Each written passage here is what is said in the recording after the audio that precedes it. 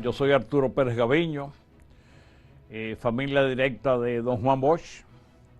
Mi mamá, Genoveva Gaviño de Pérez, era prima y muy cercana a don Juan. Era de las personas que entendía que el país debía tener mejor suerte. Y vivíamos durante la dictadura, a partir del año 1951, en la ciudad de Bonao.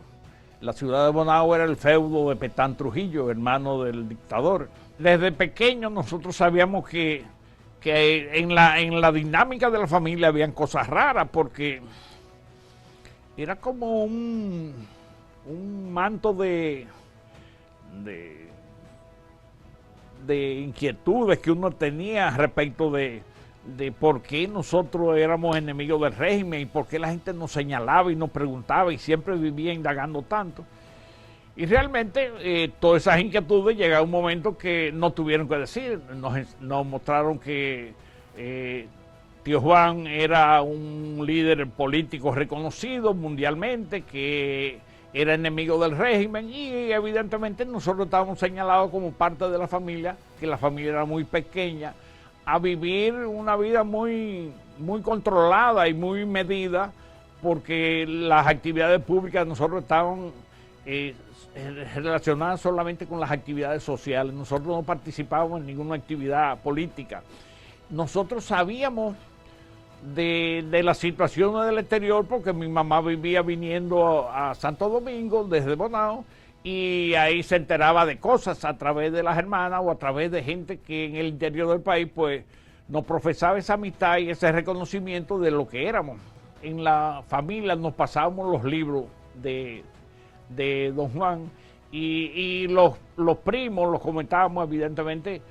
Milagro y Osvaldito y Virgilio eran los mayores, porque estábamos como en 3 o 4 generaciones diferentes, pero ellos realmente a veces cuando nos reuníamos, el tiempo no daba para muchas cosas, porque lo básico era comenzar a hablar de política, a saber cómo estaba la situación, de las expediciones del 59, pues del nacimiento del 14 de junio, de las proclamas que se hicieron con la aparición del 14 de junio y de esa recogida, esa batida de esa cantidad de dominicanos en todo el territorio nacional que fueron presos, y muchos de ellos fueron a parar a la mazmorra y fueron a parar a la 40, y muchos de ellos desaparecieron.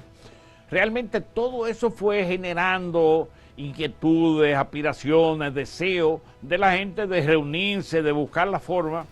Yo recuerdo que en un momento determinado los compañeros míos del bachillerato iban allá, y mi mamá comenzaba a hablarle de lo oprobioso, de la situación del régimen, de lo doloroso que resultaba ser. Y en la medida que ella fue conociendo muchos de los que íbamos, pues de eso hay personas que se distinguieron. Estaba Diomedes de Mercedes, estaba Víctor César Rosario, estaba Luis del Rosario, un gran amigo. Y llegó un momento en que ella como que seleccionó a aquella gente que eran de más confianza y nos fue encaminando para que nosotros en un momento determinado nosotros comenzáramos a poner letreros en contra del régimen. Que eso era un peligro, porque ya nosotros sabíamos que un grupo de esas personas que puso letreros, que entre ellos estaba Miguel Ángel Tawil y un señor muy conocido allá que era el 14 de junio que se llamaba Bure, pues desaparecieron. El año 61 para nosotros fue un año difícil y complicado, digo, para el país entero. Yo recuerdo como ahora, cuando por la radio, ya uno lo sabía, ya nosotros lo sabíamos, pero cuando se hizo partícipe a la sociedad dominicana de que Trujillo había muerto, pues cuánto gozo y cuánta alegría, pero realmente uno no se lo podía manifestar a nadie, porque yo recuerdo que la mayoría de la gente lo que sentía, lo que le decían, no, hay que tener cuidado porque hay que mostrarse con pesar y con pena y con dolor.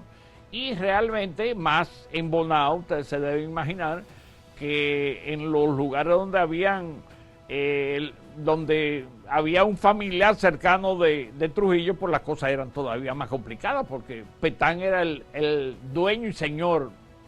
Yo tenía 17 años, era sumamente delgado, pesaba 130 libras y era todavía un joven imberbe, porque además de la situación que vivía el país, realmente la familia tenía un control de la salida y del movimiento de uno, de manera que uno no anduviese mucho en la calle y mucho en el medio, porque hasta causar señalamiento de la gente o de las autoridades de que uno se distinguiera o que uno participara, era peligroso en ese tiempo.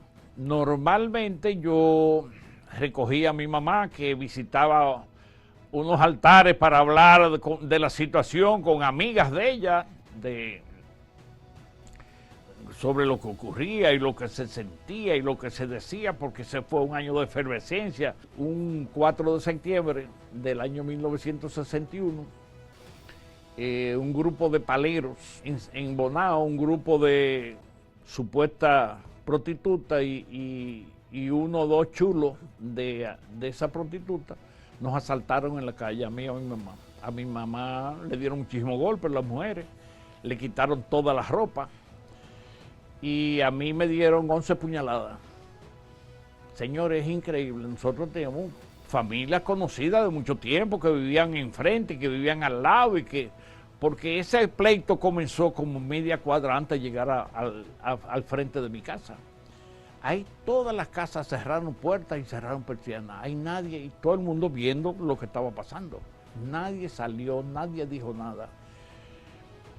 En el fragor de los golpes y un tipito flaco, ¿cómo iba a poder pelear con hombres? Entonces, sí, yo sabía que nosotros estábamos viviendo una situación. Yo andaba con un tubo galvanizado que me lo metía en la cintura, pero el tubo realmente, no tenía la experiencia, cuando yo le tiré el primer tubazo que le di, pero realmente me quedé sin tubo. Y después a mí me dieron 6 heridas eran con cuchillo y 5 heridas eran con punzón. Dos punzonazos se me perforaron la pleura. Yo sabía que me habían dado muchísimos golpes, pero no sabía que estaba herido. Y la que nota era mi abuela, Rosa, cuando voy entrando a la casa, que de los zapatos me salía sangre, cuando yo iba caminando me salía sangre, y mi mamá se entró a cambiar porque estaba desnuda totalmente. Entonces, varios señores de por ahí, cercanos, humildes, nos fueron a esperar fuera en la casa, que nosotros nos cambiaron para llevarme al hospital. En el hospital, tan pronto nosotros llegamos, el doctor Pedro Acolumna nos pusieron en una habitación como un privado y en la puerta nos pusieron 2 guardias.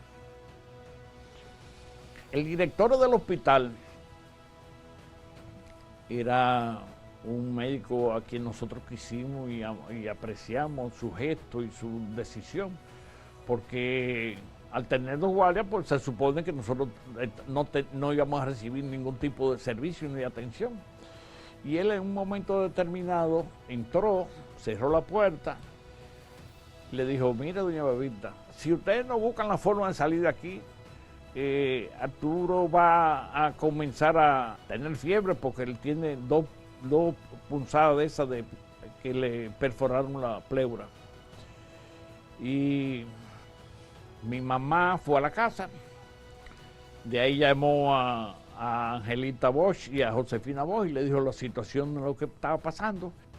Tía Angelita, la mamá de Milagro, que era muy efectiva en esos menesteres, pues llamó a Luis del Rosario Ceballos, que fue el primer secretario de Obras Públicas del gobierno de Juan Bosch, y fueron de Emilio Rodríguez de Morici. Emilio Rodríguez de Morici era uno de los ayudantes de Balaguer. Consiguió con Balaguer que autorizaran que una ambulancia no fuera con franqueadores, no fuera a buscar, a sacar a Manao. Esa noche, como a las 11 de la noche, no fue una ambulancia, y en la ambulancia iba Angelita Bosch, de Ortiz y Luis de Rosario Ceballos. Delante iban dos franqueadores. Nos trajeron y nos depositaron ya todo se había arreglado en la clínica de Goico, que estaba en ese tiempo. Goico era una de las mejores cuchillas de la época y estaba en la Mercedes, esquina para allá. Nosotros estuvimos muy tranquilos, no me dejaban salir a ningún lado porque la situación estaba muy caldeada en el país, donde quiera, en cualquier esquina se armaba una tiradera de piedra y llegaba la policía. Nos enteramos con suficiente tiempo, como que no, lo que no estaba claro era la fecha, pero nos enteramos con suficiente tiempo ya de que se había dado el permiso de que él podía venir. Don Juan era un hombre muy cauto, la gente entendía que lo que era que tenía miedo a la situación, pero evidentemente cualquiera que se valorara en ese tiempo sabía los riesgos que corría. El día que llega, el 20 de octubre, eso fue un jolgorio en la calle Polvorín, donde vivía por años la familia Bosch. Y él estuvo como 40 minutos, no fue mucho, y se dispersó todo y fue como que uno no lo aprovechó, no lo pudo aprovechar porque realmente todos los vecinos querían saludarlo y querían contarle sus experiencias, hablarle de todo lo que estaba pasando, de la situación. Había personas que estaban ligadas a él, a la política de lo que era el PRD, que eran representantes en Venezuela, y entonces todo el mundo quería verlo y quería palparlo y quería oír de su propia voz y saber de su comentario y lo que quería y cuál era su proyecto y qué pensaba hacer. No duró media hora que él salió de la Polvorín cuando llegaron los paleros. Y llegaron los paleros y dentro de los paleros pues yo estoy consciente que había militares, aunque no estaban vestidos de militares, que habían militares y estaban armados. Un hermano de Luchi Vicioso, yo y otro joven de por ahí, que yo no recuerdo el nombre, habíamos llenado las azoteas de piedra, pensando de que en cualquier momento los paleros iban a ir a la calle Polvorín. Los Bosch no veían con buenos ojos que uno lo entiende porque era poniendo en riesgo las familias que vivían ahí, porque tú comenzaras a dispararle piedra a los paleros, iban a buscar la forma de entrar y saquear y la vida de todo corría el riesgo de que cualquiera pudiera perder la vida. Osvaldo Orsini, que era el esposo de tía Josefina, estaba Josefina Bosch, estaba Osvaldito, que ya era un adulto, Osvaldito debía tener 20 y tantos años, estaba Angelita Bosch, y Virgilio Ortiz Peña, que era el papá de Milagro, Virgilito y Fernando. Fernando ya era todavía muy, muy joven. Yo recuerdo como ahora la fiereza y cómo llegaron los paleros, y era tirando tiros. La salida de Don Juan no llenó las expectativas de las masas. No la llenó porque todos estábamos llenos de deseo de tirarnos a la calle y acabar con los trujillistas. Y recuerdo que una noche había como un toque de cacerola y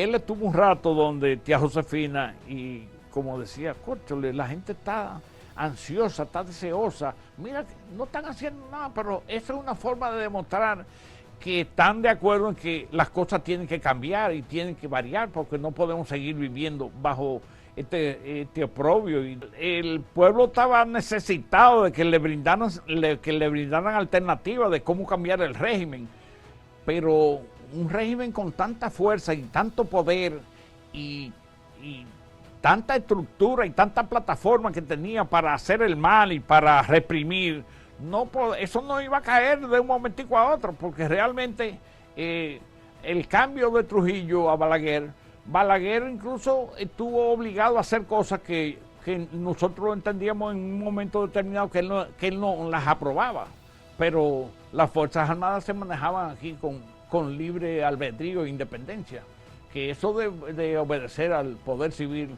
en muchas ocasiones no lo hicieron.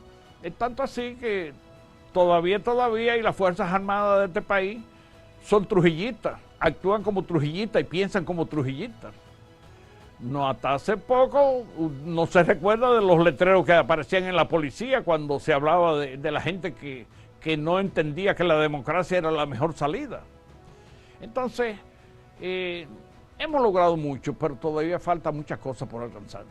Nosotros creemos que para lo que ha pasado por el país en los últimos 60 o 70 años, las condiciones de vida debían ser mejor.